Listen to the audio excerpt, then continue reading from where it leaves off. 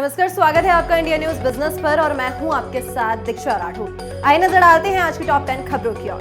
अब एयरपोर्ट में आपको अपने लगेज के लिए घंटों तक वेट नहीं करना पड़ेगा। ऐसा इसलिए क्योंकि सिविल एविएशन सिक्योरिटी ब्यूरो ने एयर इंडिया समेत 7 एयरलाइंस को एयरपोर्ट पर टाइम पर लगेज की डिलीवरी करने के लिए निर्देश जारी किया है। बीसीएएस के नए नियमों के मुताबिक अब एयरलाइन को लैंडिंग के 30 मिनट के अंदर पैसेंजर्स को उनके बैग सौंपने होंगे। इसे लागू करने के लिए 26 फरवरी तक की टाइम लिमिट दी गई है। अगर इन रूल्स का पालन नहीं किया गया तो कार्रवाई भी हो सकती है। अब बीसीएएस ने air India, Indigo, Akasa Airways, SpiceJet, Vistara, air India express connect और एयर इंडिया एक्सप्रेस को ये आदेश जारी किया है। Operation management and delivery agreements के अकॉर्डिंग फ्लाइट का इंजन बंद होने के 10 मिनट के अंदर पहला और इसके साथ ही साथ 30 मिनट के अंदर आखिरी बैग कन्वेयर बेल्ट तक पहुंच जाना मैंडेटरी है। बीते दिन रविवार को एमएसपी पर कानून गारंटी को लेकर चंडीगढ़ में किसान नेता और केंद्र मंत्रियों के बीच में मीटिंग चली और ये जो चौथी मीटिंग रही ये कुछ हद तक थोड़ी सफल सामने आई है। आपको बता दें कि सेंट्रल गवर्नमेंट ने 4 और फसलों पर एमएसपी देने की तैयारी कर ली है। सेंट्रल गवर्नमेंट की तरफ से धान और गेहूं के अलावा उड़द, मक्की, कपास और मसूर पर एमएसपी देने का ऑफर दिया गया है, लेकिन इसके लिए किसानों को नेफेड और भारतीय कपास निगम यानी कि सीआईआई से 5 साल का एग्रीमेंट साइन करना पड़ेगा। इस प्रपोजल के बाद किसान नेताओं ने कहा कि किसान से जुड़े जो भी संगठन है पहले उनसे बात की जाएगी, उसके बाद सोमवार को यानी कि आज इस पर जो भी डिसीजन निकल के सामने आएगा वो बता देंगे। Japanese car manufacturing company Mitsubishi Motors Bharat में कार सेल बिजनेस में एंट्री लेने की तैयारी कर रही है। निकाय एशिया की खबर के मुताबिक मित्सुबिशी साउथ एशिया देशों में कार डीलरशिप ऑपरेट करने वाली कंपनी टीवीएस मोबिलिटी में 30% से ज्यादा की हिस्सेदारी खरीदेगी। दोनों कंपनियों के बीच हुए पार्टनरशिप के तहत टीवीएस मोबिलिटी भारत में कार सेल बिजनेस को बंद कर देगी। ये डील के तहत मित्सुबिशी $33 मिलियन से $66 मिलियन यानी कि करीबन 273 करोड़ से लेकर 547 करोड़ का इन्वेस्टमेंट कर सकती है। मित्सुबिशी टीवीएस मोबिलिटी के 150 मौजूदा आउटलेट का इस्तेमाल करते हुए हर कार ब्रांड के लिए डेडिकेटेड शोरूम बनाएगी। अब कंपनी शुरुआत में होंडा की कारों की बिक्री पर बढ़ाने का जोर देगी, जो पहले से ही टीवीएस के साथ लाइनअप है। साथ ही मित्सुबिशी इलेक्ट्रिक व्हीकल को भी प्रेजेंट करेगी। कंपनी का मोटिव इंडिया में ईवी को कॉम्प्रिहेंसिव फॉर्म से अपनाने के लिए बढ़ावा देना है। इसके साथ ही साथ कंपनी नई सर्विस शुरू करने की भी योजना बना रही है। ईडी की तरफ से दिल्ली के सीएम अरविंद केजरीवाल को छठी बार सम्मन भेजा गया है, जिसमें सीएम केजरीवाल को 19 फरवरी को जांच के लिए ईडी के सामने पेश होना था, लेकिन अरविंद केजरीवाल इस बार भी जांच के लिए ईडी के सामने पेश नहीं होंगे। इसका कारण जो है वो आम आदमी पार्टी ने बताया कि ईडी के सम्मन का जो वैलिडेशन है उसका मैटर जो है वो अभी कोर्ट में है। सम्मन को लेके खुद ईडी जो है वो कोर्ट गई हुई है और ईडी जो है वो कोर्ट के फैसले का इंतजार कर रही है। पिछले हफ्ते मार्केट कैप के लिहाज से देश की टॉप 10 कंपनियों में से 6 की वैल्यूएशन में 71,414 करोड़ की गिरावट आई है। इसमें life insurance corporation of India यानी कि LIC सबसे बड़ा लूजर रहा है। इसका मार्केट कैप 26,217 करोड़ से गिर चुका है और जो इसका अभी का करंट मार्केट कैप है वो है 6,57,420 करोड़। वही दूसरे नंबर पर है TCS, जिसकी मार्केट वैल्यू 18,760 करोड़ रुपीस गिर चुकी है और जो इसका करंट मार्केट कैप है वो है 14,93,980 करोड़ रुपीस। अब इसके अलावा ITC, हिंदुस्तान यूनिलीवर, भारतीय एयरटेल और रिलायंस इंडस्ट्रीज के मार्केट कैप में भी गिरावट देखने को मिली है। वहीं जो SBI का मार्केट कैप है वो सबसे ज्यादा यानी कि 27,220 करोड़ रुपीस बढ़ चुका है।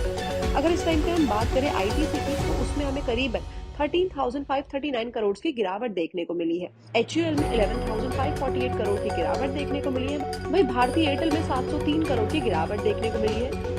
पाकिस्तान की सिचुएशन तो किसी से भी छुपी नहीं है। क्या आप जानते हैं कि पाकिस्तान का कर्ज उनके ग्रॉस डोमेस्टिक प्रोडक्ट की कंपैरिजन में तेजी से बढ़ रहा है। इसका मतलब ये है कि इकोनॉमी की प्रोडक्शन बढ़ाने की कैपेसिटी इंटरप्टेड है। जब तक रिमेनिंग स्वीपिंग रिफॉर्म्स और ड्रामेटिक चेंजेस नहीं होंगे, पाकिस्तान और गहरा डूबता रहेगा, जो एक अनअवॉइडेबल डिफॉल्ट की तरफ बढ़ेगा और ये एक चक्रव्यूह की शुरुआत होगी। साथ ही फिस्कल ईयर 24 में पाकिस्तान को एस्टिमेटेड 49.5 अरब अमेरिकन डॉलर का लोन मैच्योरिटी पीरियड में चुकाना होगा, जो में 30% तो इंटरेस्ट है और इसमें कोई भी बायलैटरल और IMF लोन नहीं है। अब consumption oriented import dependent economy को बढ़ावा देने के लिए डेट एक्यूमुलेशन का यूज किया गया है और पाकिस्तान की डेट प्रोफाइल काफी ज्यादा वरिंग है और इनकी उधार लेने की और खर्च करने की जो आदतें हैं वो काफी ज्यादा अनस्टेबल है। अब थिंक टैंक के मुताबिक बढ़ती आबादी की बढ़ती मांगों के लिए social protection, health, education, disaster related to climate change, इसके साथ ही साथ अडैप्टिव स्ट्रैटेजीज और ग्रीन ट्रांजिशन में ज्यादा फंड्स की जरूरत होती है। सऊदी अरब और कुवैत जैसी कंट्रीज जो है वो भारत से बड़ी क्वांटिटी में गाय का गोबर परचेज कर रही है। अब सवाल ये आता है कि ऐसा क्या हो गया है कि ये जो कंट्रीज हैं ये बड़ी क्वांटिटी में भारत से गाय का गोबर परचेज कर रही है। तो आपको बता दें कि साल 2022 में कुवैत ने भारत से 1,92,000 किलो गाय का गोबर खरीदा था।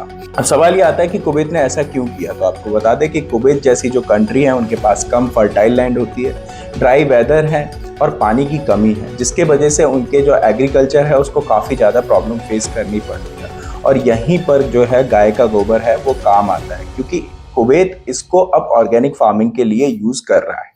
Pune based mobility startup cargos भारतीय बाजार में दुनिया का पहला कार्गो इलेक्ट्रिक स्कूटर लॉन्च करने की तैयारी कर रहा है। कंपनी ने इसे F9 नाम दिया है। इनका दावा है कि स्कूटर 120 किलोग्राम का वजन उठाकर 150 किलोमीटर तक की रेंज दे सकता है।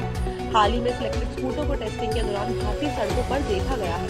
इससे पहले इलेक्ट्रिक स्कूटर को हाल ही में अमेरिका के टेक्सास में हुए 3D एक्सपीरियंस वर्ल्ड 2024 इवेंट में पेश किया गया था और इस इलेक्ट्रिक स्कूटर पर कार्गोस फ्रांस की multinational software company Dassault system के साथ मिलकर 6 साल से काम कर रही है। इसका डिजाइन और डेवलपमेंट लगभग फाइनल हो चुका है और उम्मीद है कि स्कूटर की जल्दी बुकिंग शुरू हो जाएगी। इसे मार्च या तो फिर अप्रैल में लॉन्च किया जा सकता है। इसका टेंटेटिव प्राइस है 2 लाख रुपए, यानी कि इसकी एक्स शोरूम कीमत। इस साल आखिरी तक 250 यूनिट तक का प्रोडक्शन किया जाएगा और मांग के बढ़ने के साथ 2025 में प्रोडक्शन लगभग 1200 यूनिट तक बढ़ाया जाएगा। फिलहाल इलेक्ट्रिक स्कूटर के सेगमेंट में अकेला है और मार्केट में इसका कोई भी कॉम्पिटिटर नहीं है। अब से यूपीएससी एस्पिरेंट्स को अपने नोट्स और बुक्स के लिए हजारों रुपए खर्च करने की जरूरत नहीं पड़ेगी। इसके अलावा वो एस्पिरेंट्स जो कि दिल्ली नहीं जा सकते बिकॉज ऑफ फाइनेंशियल प्रॉब्लम और वो कहीं ना कहीं अपने एग्जाम्स की प्रिपरेशन, यूपीएससी की प्रिपरेशन नहीं कर पा रहे हैं, उनके लिए भी एक सॉल्यूशन तैयार हो गया है। क्योंकि आने वाले टाइम में जो भारत है वहाँ पे ऑफिसर्स की रिक्वायरमेंट जो है वो इंक्रीज ही होगी। तो अब इन प्रॉब्लम की सॉल्यूशन के लिए एक मेड इन इंडिया ऐप को तैयार कर लिया गया है। ऐप का नाम है प्रेपऑड, जहां पर एस्पिरेंट्स जो कि यूपीएससी, एसएससी, बैंकिंग, रेलवे की प्रिपरेशन करना चाहते हैं वो लोग बुक्स और नोट्स को ऑडियो की फॉर्म में सुन सकते हैं। Last week union road transport minister Nitin Gadkari ने Delhi Mumbai express national highway पर इलेक्ट्रिक बस को इंट्रोड्यूस करने की अनाउंसमेंट की थी। ये जो इलेक्ट्रिक बसेस हैं इनको इलेक्ट्रिक केबल की मदद से ऑपरेट किया जाएगा और अगर ये इलेक्ट्रिक बसेस ऑपरेशनल में आ गई तो आपको बता दें कि इन इलेक्ट्रिक बसेस की मदद से हम लोग दिल्ली से जयपुर का जो डिस्टेंस है वो सिर्फ 2 घंटे में कवर कर पाएंगे। और अगर हम बात करें इसके किराए की तो जो डीजल की बसें होती हैं उनके कंपैरेटिव में ये हमें 30% तक सस्ता पड़ने वाला है।